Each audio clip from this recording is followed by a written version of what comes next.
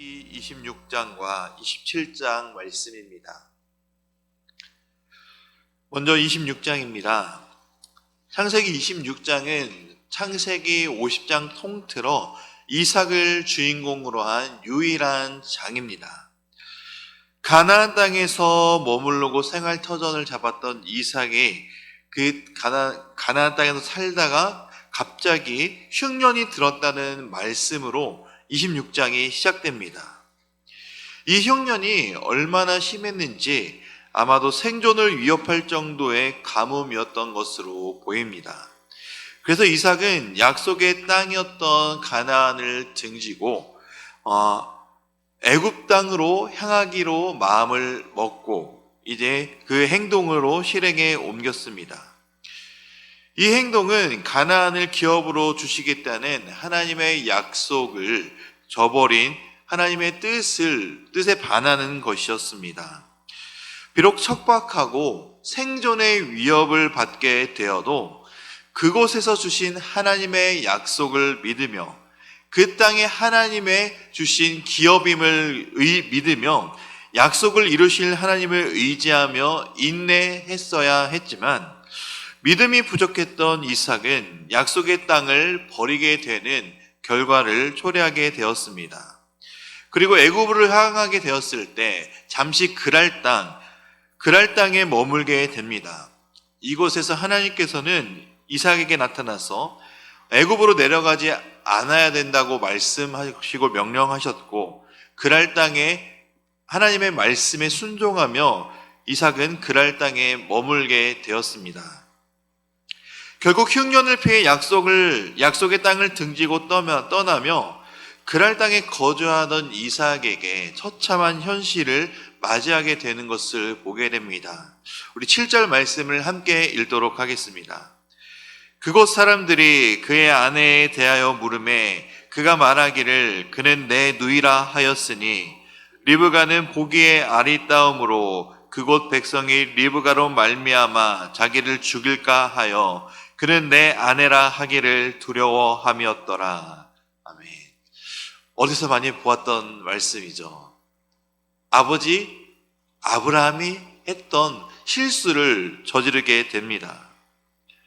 자신의 생명의 위협을 느끼며 자신의 양심을 저버리고 또 아내 리브가마저 위험에 빠뜨리게 되는 현실이 벌어지게 된 것입니다.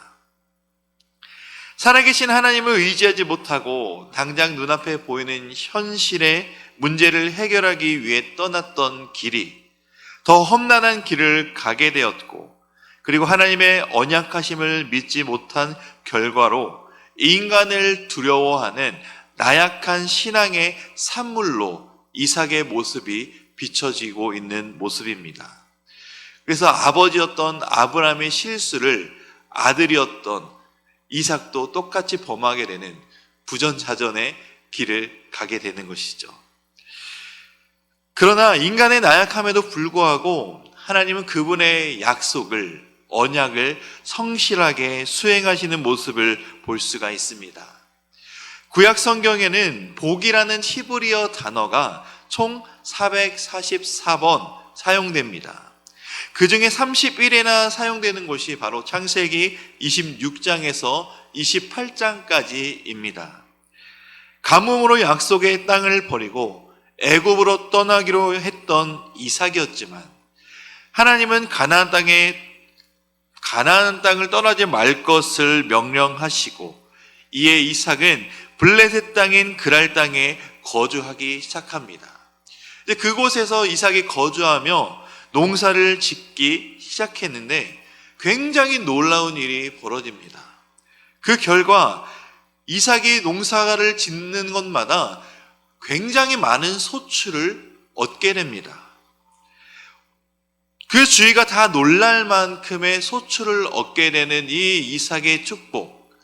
이것은 이삭이 농업에 관한 뛰어난 지식이 있었던 것이 아니라 이삭에게 복을 주신 하나님, 이삭에게 하나님께서 아브라함에게 언약하신 그 언약을 성실하게 수행하시는 하나님의 은혜 때문에 가능했던 일이었습니다. 그가 만약 잠깐의 흉년을 버티고 그곳에서 하나님의 은혜를 누렸다면 아무런 문제가 생기지 않았을 것입니다. 그러나 그랄 땅에서 이삭의 번영과 잘 되는 것을 보고 나서 그곳에서 살던 사람들이 이삭의 번영과 잘됨을 시기하기 시작합니다. 그 결과 당시 생명의 줄기라고 여길 수 있었던 우물을 강제로 매립하게 되는 횡포를 이삭이 당하게 됩니다. 당시 물이 귀한 팔레스타인 지역에서 이 같은 행동은 일종의 선전포고이며 암묵적인 추방 명령이었습니다. 이런 횡포에 이삭은 맞서 싸우는 대신 평화를 선택하며 거듭되는 우물 탈취에도 저항하지 않고 계속해서 자신의 거처를 옮기며 꾸준히 다른 곳을 찾아 나가는 이삭의 모습을 볼 수가 있습니다. 이것은 이삭이 비굴해서도 힘이 없어서도 아닙니다. 그간의 일들을 통한 이삭이 하나님에 대한 믿음의 성장이었던 것입니다. 그는 날이 갈수록 하나님을 더욱더 신뢰하는 방법을 알았고 하나님께서 자신과 함께 하시며 선한 길로 인도하실 것이라는 점을 확신하기 시작했습니다. 이러한 방법의 결과는 28절과 같습니다. 우리 28절을 함께 읽겠습니다. 그들이 이르되 여호와께서 너와 함께 계심을 우리가 분명히 보았으므로 우리 사이 곧 우리와 너 사이에 맹세하여 너와 계약을 맺으리라 말하였노라. 아멘. 여호와께서 너와 함께 하심을 하나님을 믿지 않는 사람들이 이삭의 삶을 통해 보게 된 것입니다. 회박하던 무리들이 결국 이삭에게 평화 조약을 제의해 오므로 이 모든 싸움이 결론으로 끝난 것이죠. 이것은 싸움이 능사가 아님을, 그리고 확실한 신앙의 승리는 사랑과 평화의 힘에 있음을 보여주는 말씀입니다. 우리는 이것을 보며 늘 기억해야 합니다. 하나님을 믿으며 살아갈 때 세상의 부조리한 그리고 불합리한 일들이 우리를 어렵게 할 수 있습니다. 그러나 분명한 것은 세상과 타협하지 않고 맞서서 불화를 조성하기보다 살아계시고 우리를 인도하시는 하나님을 향한 소망을 품고 그 소망 중에 인내함으로 궁극적인 승리를 쟁취할 수 있다는 사실을 이삭의 삶을 통해 우리는 우리의 삶도 마찬가지로 이렇게 살아야 된다는 것을 기억하시고 믿으시기 바랍니다. 우리 27장을 보시겠습니다.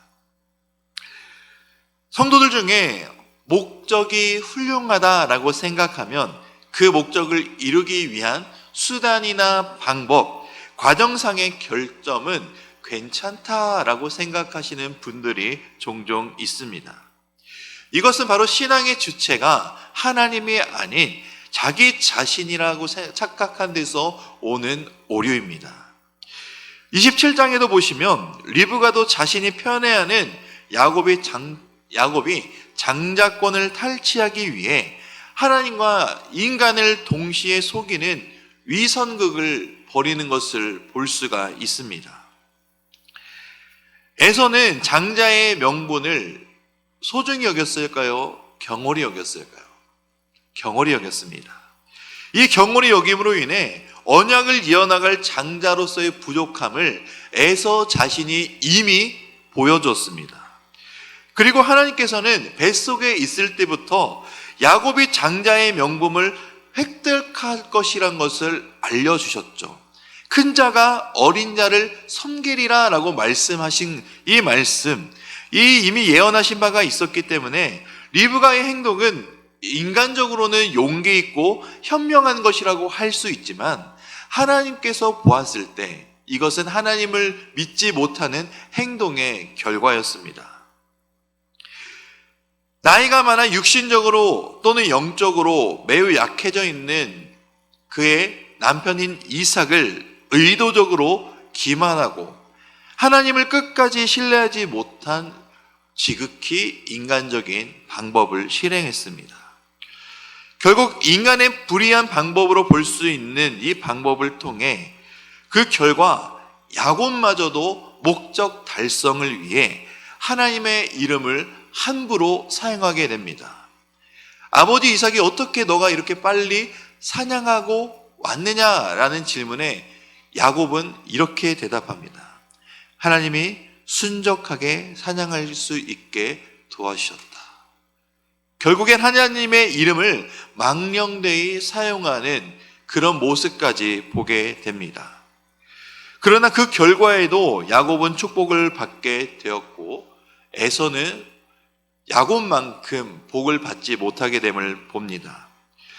결국 이 둘의 형제는 우애가 없었지만 그래도 원수지간 사이는 아니었던 걸로 봅니다. 그러나 이 사건 이후로 이 두 형제의 관계는 형제의 관계에서 서로 죽여야 되는, 에서로 입장에서는 동생 야곱을 죽이고 싶어하는 복수와 증오밖에 남지 않는 처참한 결과를 불러오게 됩니다. 그러나 인간의 방법으로 실행된 기간 동안 하나님께서는 여전히 그분의 성실하심을 그리고 약속하심을 이행해 가십니다. 간사한 야곱을 합당한 도구로 만들기 위해 연단하고 채찍질하기 시작하셨습니다. 우리는 이것을 기억해야 됩니다. 인간의 뜻과 하나님의 계획은 다르다.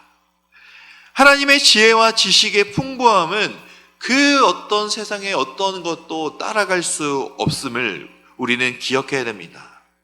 내가 할 수 있을 것 같은 일이더라도 내가 반드시 하고 실수가 없을 것 같은 일이더라도 우리는 하나님을 더욱더 의지해야 된다라는 것을 믿으시기 바랍니다. 그래서 우리 오늘 말씀 창세기 26장과 27장의 말씀을 우리 경청하실 때 우리에게 말씀하시는 하나님, 우리에게 어떤 말씀으로 응답하시는지 그것에 귀를 기울이며 우리 하나님의 말씀을 경청하도록 하겠습니다.